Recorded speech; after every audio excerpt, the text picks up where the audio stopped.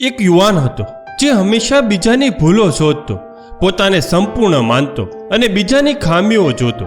તેના બધા મિત્રો ધીમે ધીમે તેનાથી દૂર થવા લાગ્યા. તે ખૂબ જ દુઃખી થયો. મને કેમ કોઈ સમજતું નથી? તે એક વડીલ પાસે ગયો, પોતાની સમસ્યા જણાવી. વડીલે તેને એક મોટો અરીસો આપ્યો. આ અરીસામાં જો અને તારી સૌથી મોટી ભૂલ શોધી કાઢ, વડીલે કહ્યું. યુવાને અરીસામાં જોયું. તેને કંઈ સમજાયું નહીં.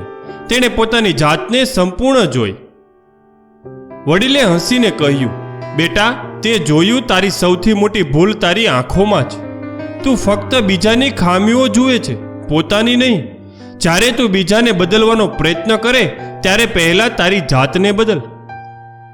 યુવાનને સમજાયું. તેણે તે દિવસથી પોતાની દ્રષ્ટિ બદલી, બીજામાં ભૂલો શોધવાનું બંધ કર્યું અને પોતાની જાત પર કામ કર્યું.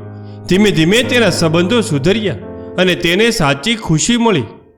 શું કેવું તમારું આ મિત્રો વિડીયો વિશે? કોમેન્ટમાં અવશ્ય જણાવજો અને હા, સબસ્ક્રાઇબ કરવાનું ભૂલતા નહીં.